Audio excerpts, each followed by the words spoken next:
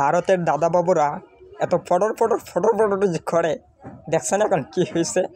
বাংলাদেশ থেকে ভারতে মানুষ না যাওয়ার কারণে ভারতের কলকাতা পশ্চিমবঙ্গের যে ব্যবসা আছে ওগুলি লাড়ে মারা গেছে। দেখেন তাদের দেওয়া নিচ থেকে আমরা দেখে আসি, শুনুন তারা কি বলে। আসলেই তাকে আপনি ডেকে ডেকে নিয়ে যাচ্ছেন, কি হোটেল? এটা হোটেল আছে, হোটেলে গেছে ওরা, মানে ওনাদের চিকিৎসার জন্য আসছে, তো সব হচ্ছে না, কম পয়সার মধ্যে রুম চাইছে। এখন তো অবস্থা বহুত সব খালি আছে, কম পয়সা দিয়ে দিচ্ছে, 600-700 যেখানে 1000-1200 সেখানে 500-600-700-500 টাকা রুম দিয়ে দিচ্ছে। তো মানে মার্কেট স্ট্রিটের ব্যবসাও একদম বসে গেছে, ব্যবসা শেষ, পুরো শেষ। মার্কেট স্ট্রিটের যত ব্যবসা সব শেষ, হোটেল বলেন, ট্রাভেলস বলেন, এই রোডে চলার রাস্তার জায়গা পাওয়া যায় না। এখন দেখছেন পুরো ফাঁকা, মানে একটা লোক দেখা যাচ্ছে না। এর থেকে আরো বেলা হবে দেখবে, এখন তো একটা দুটো বাস আছে, কিছু বাস আছে, লোক আছে, তারপরে আরো কিছু দেখা যাবে না।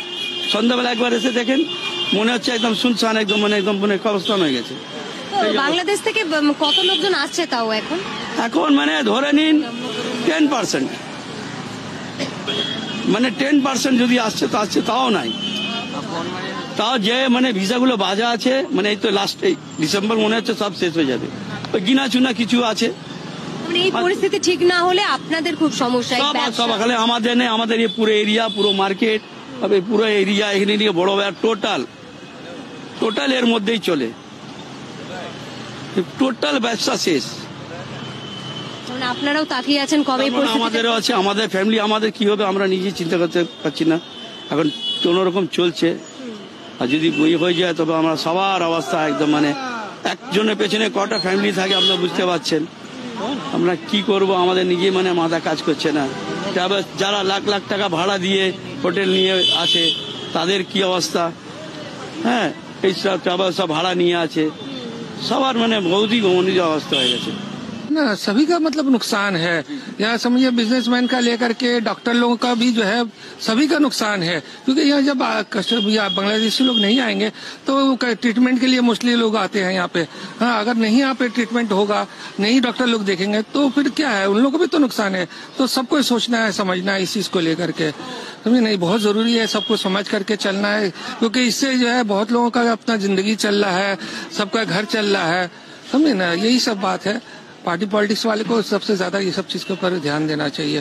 ये जो है धर्म के लेकर के नहीं सोचना चाहिए, बल्कि इंसान के जिंदगी का लेकर के चलना चाहिए। बिजनेस के ऊपर मतलब कैसा जिंदगी लोगों को कैसा चलना है, कैसा रहना है, करना है, उन लोगों का जिंदगी बारे सोचना है। কি অবস্থা এখানে? এখন ব্যবসা অনেক অবস্থা খারাপ। বাংলাদেশে ইন্ডিয়ানে এই যে ঝামেলা সৃষ্টি, এদের মধ্যে নিজেদের মধ্যে যদি কিছু মেনে নিতে পারতে অনেক ভালো হয়, সবারই একটা সুবিধা হয়। সবাই তো লস হচ্ছে, দুপক্ষের সরকারই তো লস, এই পক্ষ সরকার লস, ওই পক্ষ সরকার লস। তো এগুলোর মধ্যে নিজেদের মধ্যে ফাইসলা করলে সব থেকে ভালো, আমরা চাই এটা বাংলাদেশে বলছি এবং ইন্ডিয়ান সবাইকে বলছি যে না, নিজের মধ্যে সব মেনে নিতে পারে, এইটুকুনি বলবো, আর কি বলবো। এমনিতে ব্যবসা পজিশন খারাপ, খুব সবাই খারাপ। দাদা, এই মার্কেট স্ট্রিটকে আমরা ভারতের মিনি বাংলাদেশ বলে জানি, মূলত বাংলাদেশিদের জন্য এখানকার ব্যবসা বাণিজ্যটা চলে।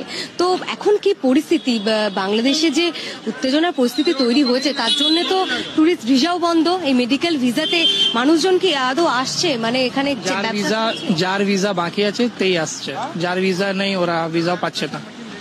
এর জন্য হোটেল এখানে ম্যাক্সিমাম বিজনেস বাংলাদেশি, 190% বিজনেস বাংলাদেশির জন্য চলছে। আমরা হোটেলগুলো আছে, রেস্টুরেন্ট আছে, ক্যাব আছে, ও না আসলে তো মার্কো স্ট্রিট ফাঁকা। মার্কো স্ট্রিট তো মোস্ট এক্সপেন্সিভ জায়গা, এই যে পুরো এরিয়ার মধ্যে হোটেল আছে, মেন রেস্টুরেন্ট আর হোটেল। তারপরে আমরা ক্যাব ড্রাইভার, ক্যাবের জন্য সমস্যা তো হবেই হবে। এই জন্য ব্যবসা চলছে না, ব্যবসা তো অটোমেটিকলি না আসলে কি করে চলবে, আসলে তোই চলবে, না আসলে কি করে চলবে। তারপরে কতগুলো এখানে বাস চলে, বেনাপুল থেকে আবার মার্কো স্ট্রিট যে চলে, পসিবলই নেই, না আসলে কি করে হবে। মানে বাংলাদেশিরা সেভাবে আসছে না, মানে আসছেই না। যার ভিসা ছিল আগে মাসে সব ভিসা শেষ হয়ে গেছে, কিছু মেডিকেল দিচ্ছে, সেই মেডিকেল ভিসা নিয়ে আসছে, মেডিকেল ভিসাই বাস মেডিকেলই চলছে। তাও শুনলাম কি আর মেডিকেল ভিসাও দিবে না, না দিলে আল্লাহ মালিক আছে, যা হবে কিছু করার নেই।